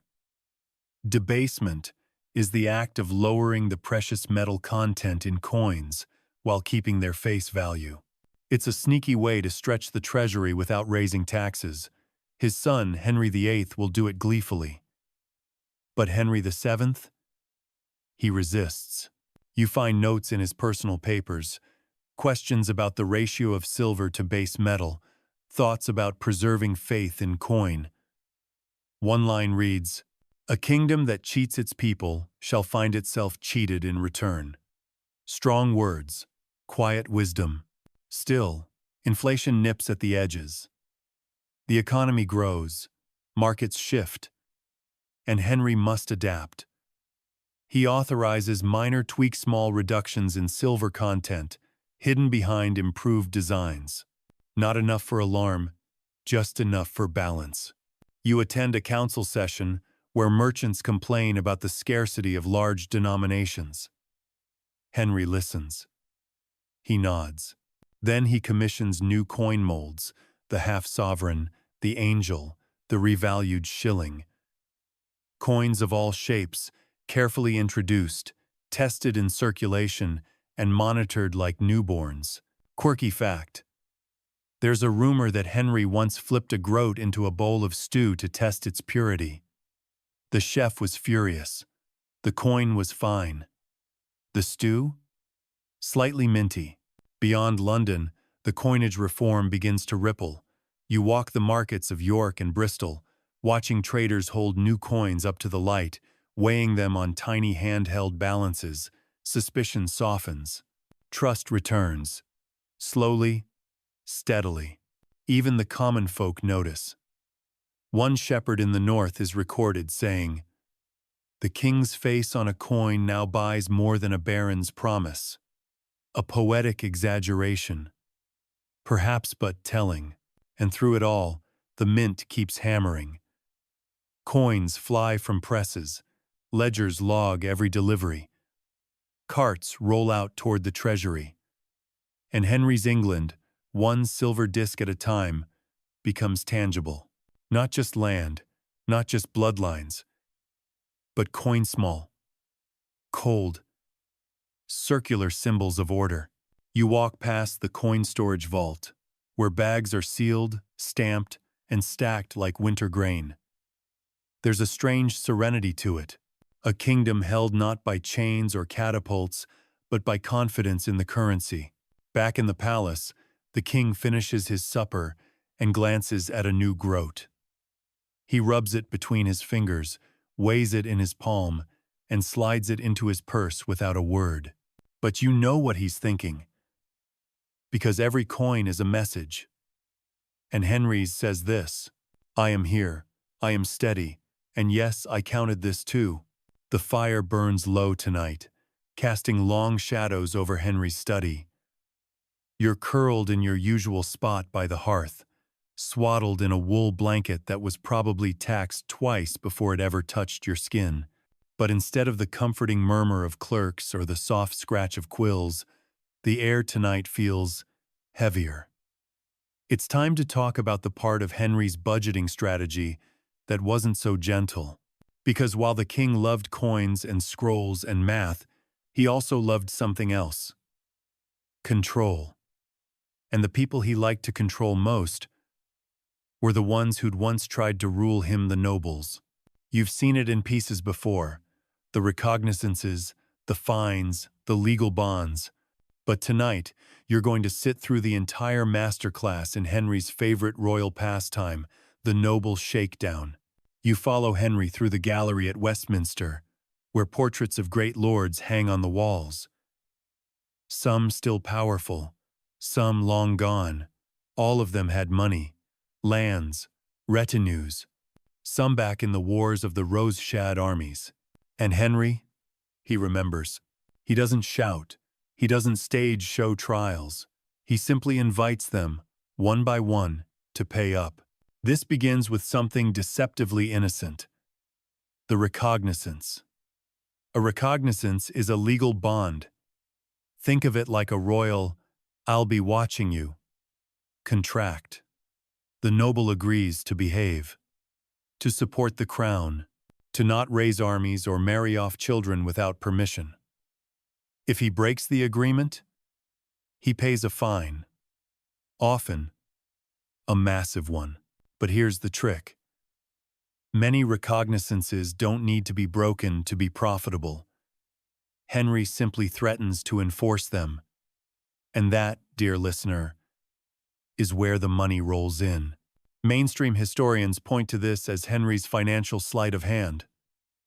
He doesn't need new taxes when he can keep the nobility in a constant state of anxious compliance. One noble is bonded for £5,000, an astronomical sum. He doesn't owe it, unless he misbehaves. But just knowing that the bond exists keeps him loyal land, keeps his purse strings tight. You flip through one scroll titled Assurances and Promises of the Peerage. It reads like a gossip column crossed with an invoice list. Lord A agreed to remain in Sussex, not to muster more than 12 men. Sir B must pay £1,000 if he marries his daughter without royal license. Baron C, caught hunting deer in royal woods again. Fined. Even the term good behavior becomes a revenue stream. And Henry never forgets. He keeps everything: names, dates, amounts. You sit beside a royal clerk named Simon, who has spent the past 3 weeks organizing a backlog of recognizances from the northern counties. The king reads these himself, Simon says. Every line. He says it with a kind of reverence usually reserved for holy texts. Quirky tidbit.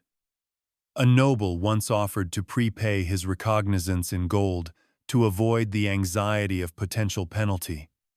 Henry declined. Fear, he noted in the margin, is more economical than coin. Of place 1. 8. Of quirky tidbit. Henry also revives feudal dues with new creativity. One record shows a duke being fined for retaining too many liveried servants. The law, dusty and rarely used, was suddenly enforced. Why? Because liveried servants looked like private army sand, because the fine was profitable. He targets wealthy widows too. Their estates, their inheritance rights, their remarriage contracts all subject to the crown's approval. In one case, a widow is bonded for £2,000 just to not remarry without permission. She doesn't. But she pays anyway, just in case. And it's not just individuals. Entire regions feel the grip of Henry's accounting. He dispatches his legal enforcers Empson and Dudley, his notorious duodo, dig through land records, check for violations, and extract payments from nobles who'd grown comfortable in the chaos of previous reigns. You ride with Empson to a manor in the Midlands. The lord of the estate is aging, his accounts disorganized. Empson finds 2 missed payments, an unlicensed marriage, and most grievously a failure to send his youngest son to court as agreed. The fine? £500. Empson leaves with signed papers and a sealed purse. Was it cruel? Some say yes. But to Henry, it was just thorough. Historians still argue whether this was governance or extortion. The lines are blurry. There's no blood, no show trials, but there's fear. And in a way, that's more effective. Fear doesn't leave martyrs. It leaves compliance. You sit at the edge of a court, session quiet, gray, and suffocating. A baron kneels before the king's legal counsel, explaining why he was late on his bond payment. No one raises their voice. No one draws a sword. The scribe simply notes the delay. Interest is added. The Baron nods. He knows. Henry collects millions in recognizances over his reign. Some are enforced, most are not. They simply exist, like rain clouds on a noble's horizon. But the wealth they generate flows not just into the treasury, but into Henry's psychological fortress. Each payment is proof that the old guard is subdued. That rebellion is too expensive to bother with. That the crown his crown has a long memory and a steady hand. Quirky detail. There's one ledger entry for a bond, signed under protest, but with humility. The clerk underlined humility. Twice, back in the counting room, you review the annual recognizance summary. The numbers are staggering. A few are paid in silver, some in land, a few in rare books or exotic goods. But most just exist, silently coiled like financial traps. And through it all, Henry remains calm, detached, focused. He's not punishing the nobles. He's retraining them. In the world of late medieval England, where power once came from swords, Henry has introduced a new weapon, the signature. No battles, no bloodshed, just legal parchment. It's less dramatic, but far more effective. And as the candlelight fades over the curled edges of these noble promises, you understand something crucial. Henry doesn't want to destroy his enemies. He wants them on a payment plan. The castle is quieter than usual tonight. Even the wind seems to tiptoe past the windows. You wrap yourself tighter in your cloak. A threadbare thing someone once embroidered with Tudor roses. But it's not warmth you're after. Not really. Tonight, we're venturing into the hidden columns of Henry's kingdom. The ones scribbled in cipher. Paid in silence. Marked not for horses or for lanterns, but simply for services rendered. Welcome to the shadow budget. Yes, even Henry VII, the king of cautious coin and balanced books, dabbled in the murky waters of espionage. But of course he did it quietly. No flashy networks, no double-crossing nobles boasting in taverns, just a slow, methodical web of watchers funded, managed, and logged with the same precision he applied to roof tiles and royal gloves. You step into a small, low-ceilinged room off the east wing of Richmond Palace. It doesn't look like much. One desk, 2 chairs, a battered fireplace that hisses like it knows too much. But this is where the more sensitive transactions are recorded. No big ledgers, just thin parchment sheets, often written in code or shorthand, tied with black thread, and stored in locked boxes labeled MISC expenditures. You unfold one now. It reads, to be paid 4 marks for the delivery of a message regarding the activities of Lord D. Nothing more. No name, no details. Just the subtle fingerprint of Henry's invisible army. Mainstream historians still debate the scale of this network. Some say it was modest just enough to monitor a few suspect nobles. Others believe it was vast. Perhaps the prototype for the intelligence machine his granddaughter Elizabeth would perfect. But no matter the scale, the principle was clear. Knowledge is cheaper than war. Henry learned this early. Pretenders to the throne, Lambert Simnel and Perkin Warbeck, taught him the value of knowing what your enemies are planning before they show up in your harbor with foreign backers and a fake crown. So, he built a system. You shadow one of his informants through the back streets of Bristol. He's a merchant, officially, dealing in spices and wool. Unofficially, he listens.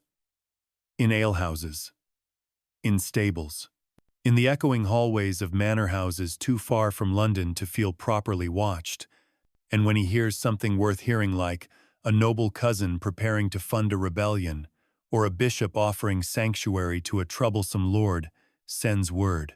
And Henry pays. but not too much. Just enough to keep the lips loose and the ink flowing.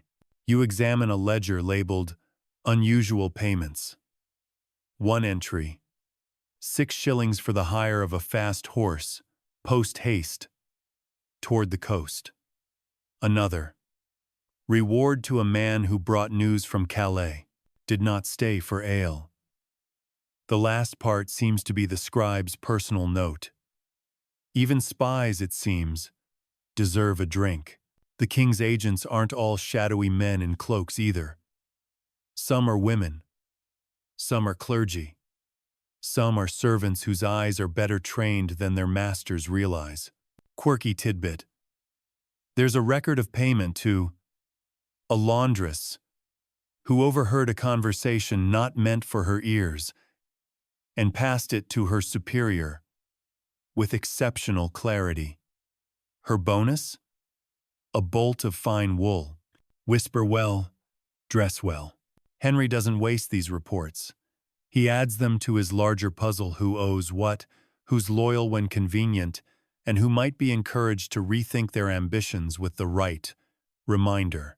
Some reports go straight into the recognizance system. Others trigger quiet summons.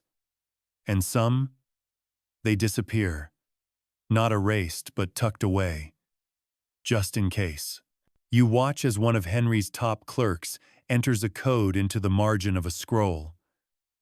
A small, subtle symbol shaped like a half moon.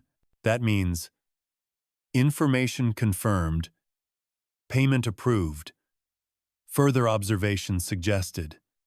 It's a kind of bureaucratic espionage poetry. Historians still argue whether Henry's spy payments crossed the line into paranoia. But really, that's the wrong question. Henry didn't fear the nobility. He remembered them. He remembered how they treated kings when the throne felt weak. And so he kept tabs. Not to destroy them, but to manage them. It's often said that Henry's real genius wasn't in preventing rebellion, but in ensuring that rebellion never seemed worth the trouble. One noble is approached by a known conspirator. He refuses. Why? Because someone at court always knows. Someone always whispers. And because Henry pays well for whispers. You peek over the shoulder of the keeper of the secret rolls, a man so anonymous that most courtiers think he's a minor record keeper. In fact, he's responsible for logging every unofficial report that crosses the king's path. His handwriting is small, beautiful, terrifying. One entry reads, "Suspicion raised in Kent. Movement at night. Informant to return next full moon. You're chilled and oddly impressed." Quirky fact. One noble under surveillance actually paid to find out if he was under surveillance. His payment was accepted. His suspicion was confirmed. And he was quietly fined for attempting to bribe a clerk. Henry turned paranoia into a profit center. Even foreign courts aren't immune. You review letters sent from Spain, the Low Countries, and Rome, all relayed through unofficial channels, all decoded, summarized, and added to Henry's ever-growing knowledge base. A quiet war, fought with ink and time, and through it all, the payments continue, modest, regular, untraceable in the usual ledgers, but always noted somewhere. Because Henry VII doesn't need to raise armies to keep peace. He just needs information. And his enemies? They don't need to be punished. Just reminded that their words travel, that their servants listen, that the king's silence is never absence. You blow out your candle. The fire's low now. A single parchment remains on your lap. 3 crowns to be held in reserve for rewards, unmentionable. That's all it says. It doesn't need to say more, because in Henry's England, sometimes the most important budget is the one you don't talk about. The one written in invisible ink. And it's balanced. Always. The halls are quieter now. Even the clerks move more slowly. their candle stubs flickering lower each night. The scent of damp stone, beeswax, and old vellum wraps around you like an old coat. You've been here a long time, watching this peculiar king build an empire not of conquest, but of control. And now, at last you feel the shift. It begins with the coughs. Not yours. Not the clerk's. But his. King Henry's. They start soft, scattered, whispered about behind shuttered doors. And then they grow. Not dramatic. Not fatal. But persistent. A little more ragged. A little more tired. You don't hear it directly, of course. But the clerks do. So, do the grooms. And soon enough, the ledgers start reflecting it. There's an order for extra firewood in the king's chamber. An urgent purchase of dried rose petals for the easing of breath. An increase in funds allocated to apothecaries. All tiny notes in the margins of scroll squiet, subtle evidence that even a king must one day account for his health. And Henry? He doesn't panic. He organizes. You walk with him through Richmond Palace on a gray February morning. He pauses more often now, leans on the windowsill to catch his breath. But his mind? Still sharp. Still ticking. Still focused on the balance sheet of a kingdom he spent 2 decades stabilizing, and he's got one last entry to make. The preparation for death is, for Henry VII, just another branch of estate planning. He doesn't hold weepy farewell audiences or commission overly sentimental portraits. He assembles scrolls, rewrites wills, reviews bonds, pays off debts. Mainstream historians point to this period as one of quiet administrative genius. Henry doesn't just make plans for his funeral, he maps out the financial transition of the entire crown. He ensures that his son, the bright, athletic young Prince Henry, won't inherit a mess. He leaves behind cash reserves, documented obligations, and above all clarity. You stand beside his desk as he reviews a thick stack labeled Obligations Unsettled. These include unpaid dowries, old recognizances, salaries for agents abroad, and curiously, small debt to a Flemish tapestry merchant from 1494. Henry marks each one. Settle. Delay. Forgive. You can almost hear the abacus clicking in his mind. And then there's the will. Quirky tidbit. Henry had his final will updated several times in the last year of his life. Not to change beneficiaries, but to double-check the math. He even annotated the margins with reminders to his executors. Ensure chapel repairs completed. Do not overpay for marble. You visit the royal chapel, where masons are already at work on the tomb. It's not ostentatious. There's elegance, yes, but no gold overkill.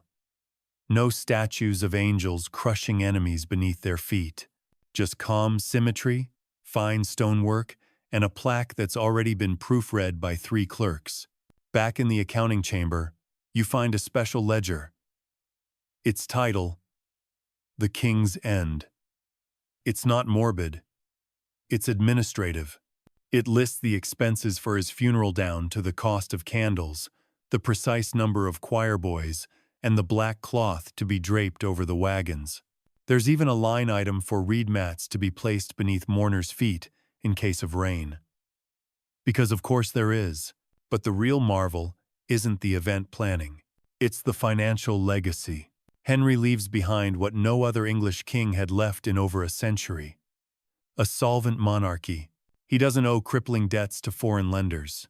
He hasn't pawned the crown jewels. He hasn't gutted the treasury with war. In fact, he leaves behind a surplus, carefully stored in chests, wrapped in wax cloth, hidden behind walls. Only his most trusted men know exist. Somewhere in a locked chamber, behind 2 layers of brick and an iron door, lies the Tudor war chest. It's not just symbolic, It's real. Gold coins, fine plate, ledgered to the ounce. Not for show. For insurance. For survival. You glimpse it only briefly. One chest, cracked open by the Lord Treasurer, just to double-check the tally. Inside, coin after coin after coin. It smells like history, and maybe a little like iron and dry lavender. Even in death, Henry manages his brand. He instructs that his accounts be audited posthumous publicly, so that everyone sees the numbers.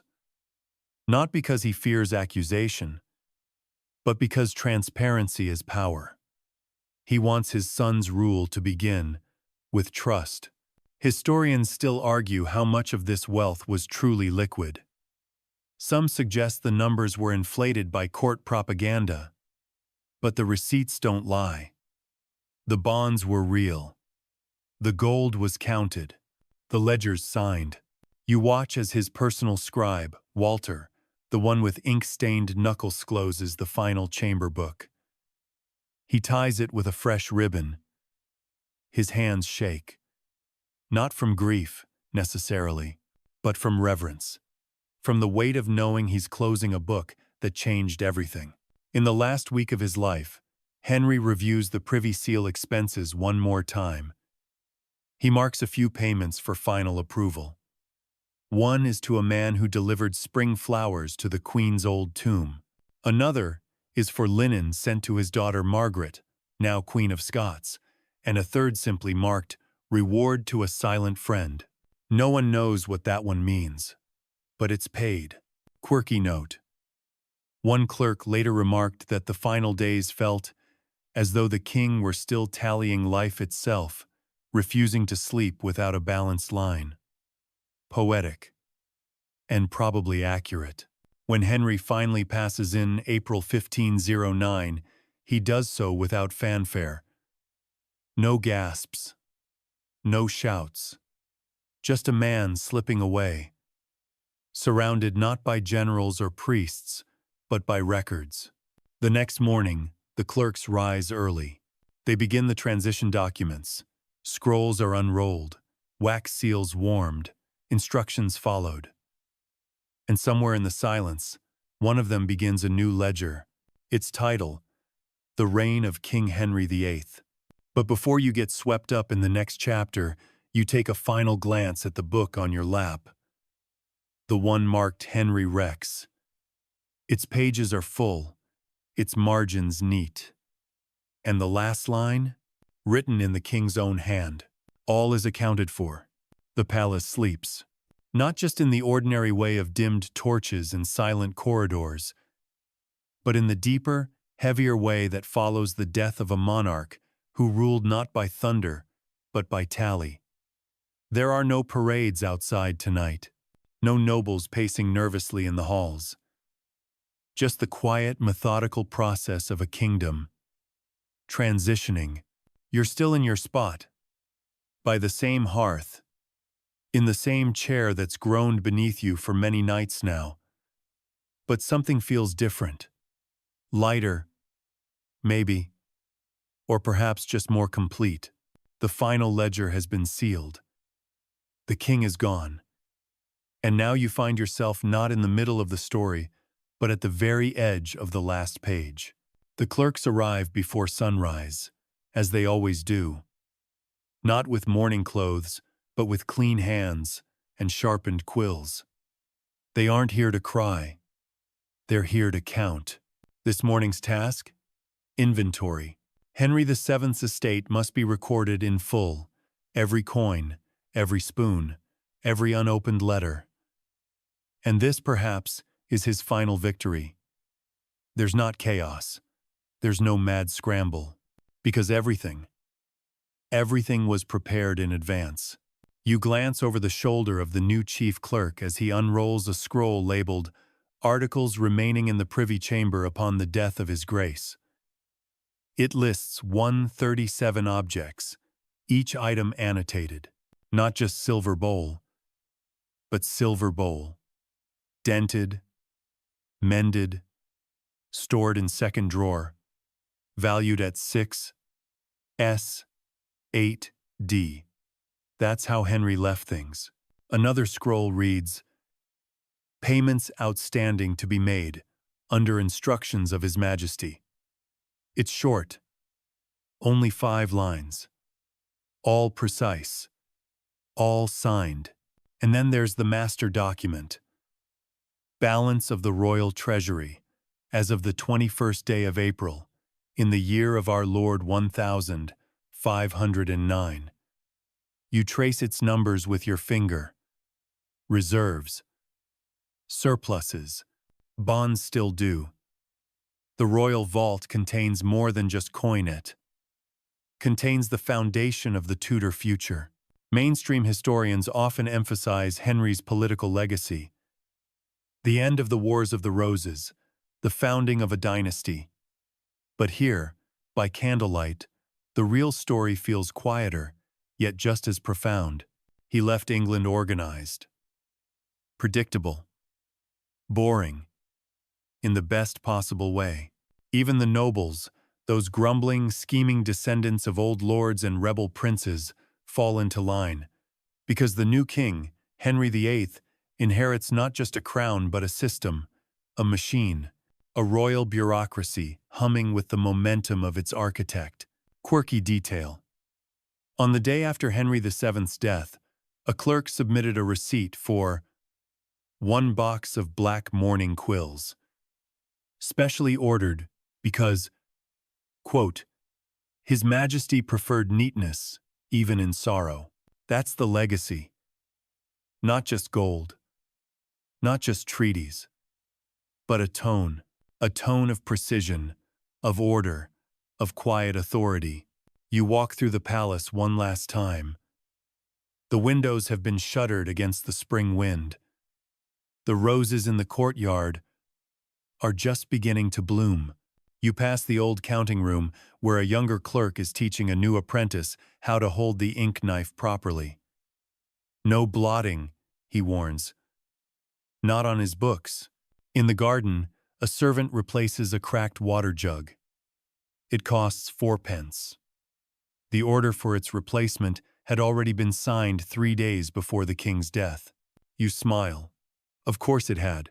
And as the sun rises, casting light over Richmond's towers, the new king prepares for his coronation. Trumpets are tuned. Garments are fetched. Gold is counted. Again, but for you, and for the story you've been tracing night after night, the work is done. You've seen how Henry balanced budgets like battle plans. You've heard the silence of the rooms where spies were paid in whispers. You've held the ledgers where marriages were investments, and death was just another line item. You've followed a reign not ruled by glory, but by arithmetic. And now, you lean back in your chair. You close your eyes. The last ledger has been shut.